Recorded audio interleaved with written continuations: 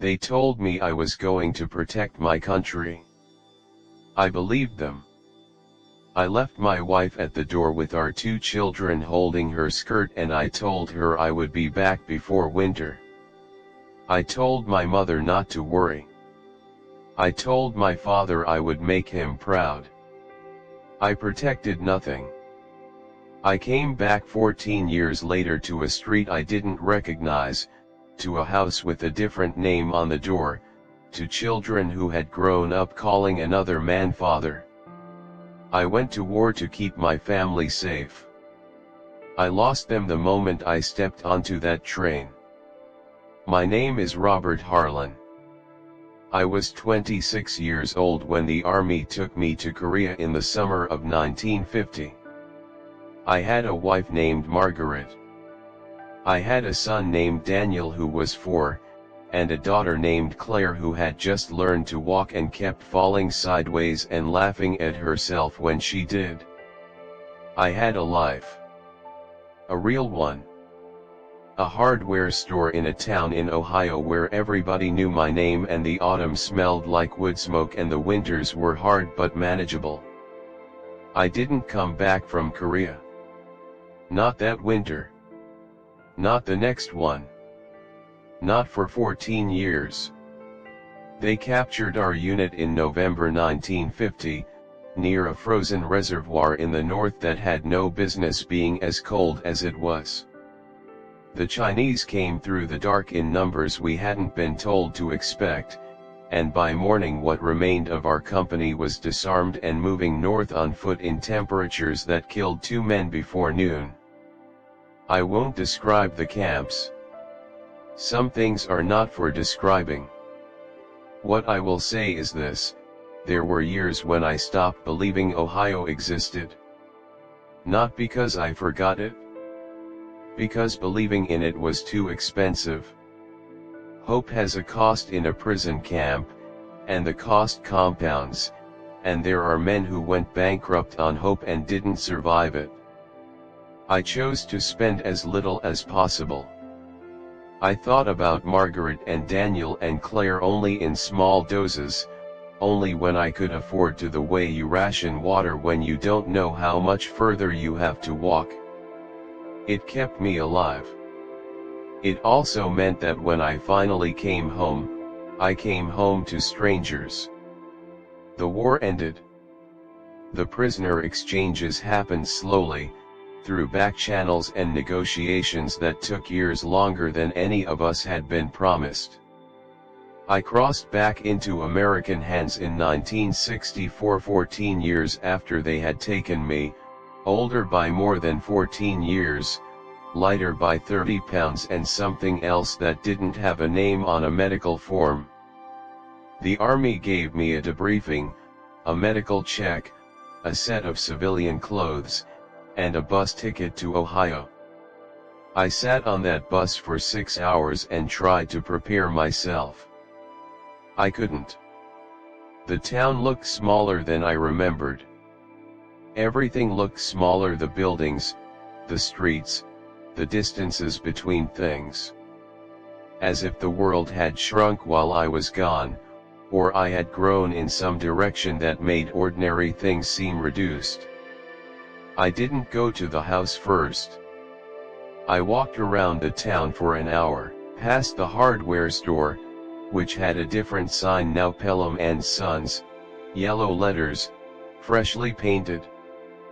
Past the church. Past the school where Daniel and Claire would have gone.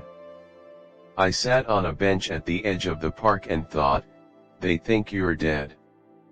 14 years is long enough. Of course they think you're dead. I wasn't ready for the rest of it. I saw Margaret first. She was coming out of the grocery store on the corner with a basket over one arm and a child on either side of her. A boy of about 7. A girl, maybe 5. Children I had never seen. She looked the same. Older we both were, but the same. The way she held her shoulders. The way she turned to say something to the boy and laughed at whatever he said back. I stood on the other side of the street. She didn't see me. Or I thought she didn't. She had taken 3 steps up the street when she stopped. Not because of anything in front of her. There was nothing in front of her. She stopped the way people stop when something passes through them that they can't name, a stillness, sudden and complete, like a current cutting out. She stood there on the sidewalk with her basket and her 2 children, and she looked at nothing for a moment, her head slightly tilted, the way she used to look when she was trying to remember something just out of reach. The boy said something to her. She shook her head once, small, private, and kept walking. She turned the corner and was gone. I stood there for a long time after she disappeared. I don't know if she felt something. I don't know if it was anything more than a woman pausing on a Tuesday afternoon for reasons that had nothing to do with me. But I have thought about that moment 10,000 times in the years since, and I have never been able to talk myself out of believing that somewhere in her, something stirred. That she felt, for just 1 second, that the air had changed. Maybe that is only what I needed to believe. Either way, my legs still didn't move. I found out the rest from Pete Carver, who had worked at the hardware store when I owned it and who recognized me on the street the next morning and went the color of chalk. Margaret had waited 4 years before the army listed me as killed in action. Then a man named Gary Paulson had come around. Pete said he was a decent man. A good man. He had the look, Pete said, of a man who fixed things when they broke quietly, without being asked, without needing to be thanked for it. He and Margaret had married 2 years after the official notice came. He had raised Daniel and Claire as his own. He had been there. That was the thing I kept coming back to. He had been there every morning and every evening and every ordinary day in between. He had fixed things when they broke. He had done the one thing I had failed to do. I couldn't resent him for it. I tried, briefly, on that second morning, sitting in Pete's car outside the diner with the engine off and the town going about its business around us. I tried to find something in me that was angry at Gary Paulson. There was nothing there. Only a kind of exhausted recognition, one man to another, that he had done what needed doing when I couldn't. I stayed in town for 3 days. I watched from distances. I watched Daniel come out of what must have been a college prep class, tall now, taller than me, with Margaret's eyes and a way of walking I recognized as my own. I watched Claire at the park, patient and easy with her younger half-sister, already the kind of person you could see she was going to be. On the 3rd morning I went to the cemetery. Section C, near the back wall, under an oak tree that had grown large enough to shade the whole area in a deep, still shadow. Robert James Harlan. Beloved husband and father. Taken in service of his country. I stood in front of it for a long time. Then I reached out and put my hand flat against the stone. It was cold. Smooth at the center where the letters were carved, rougher at the edges. I ran my fingers across the name, my name, each letter, left to right, the way you read something you need to be certain of.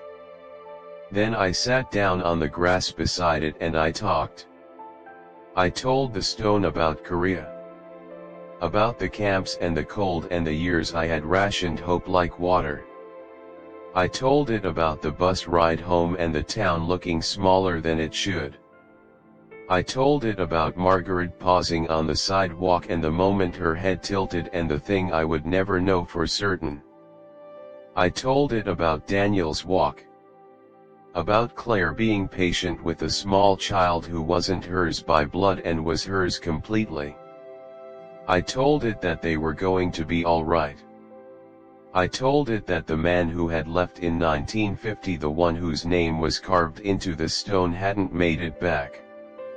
That what was sitting here in the grass was what remained of him.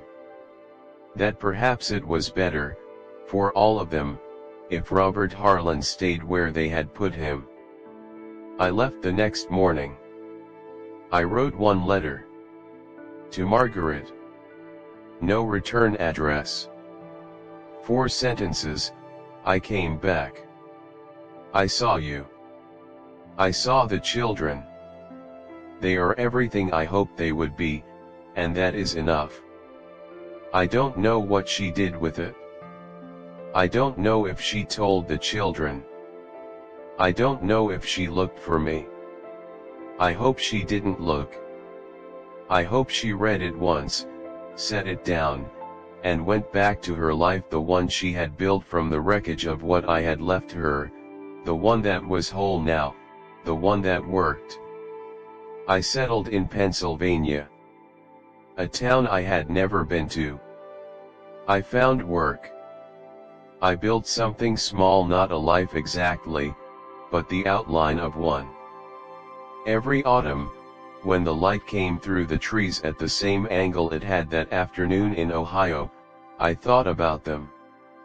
I thought about Claire falling sideways and laughing at herself. I thought about Daniel holding his mother's skirt. I thought about Margaret pausing on the sidewalk with her head tilted, listening to something that wasn't there. I told myself, they are all right. They are more than all right. It didn't stop hurting. I didn't expect it to. They told me I was going to protect my country. I left 2 children at a door in Ohio and came back 14 years later to find them grown and whole and loved. And I turned around and walked away. Because the last thing I had left to give them, the only protection still in my power, was my absence. I gave them that. It was the only gift I had left.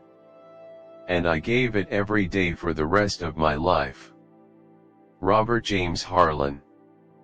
Ohio, 1924. He never went back. He never stopped watching the calendar in autumn.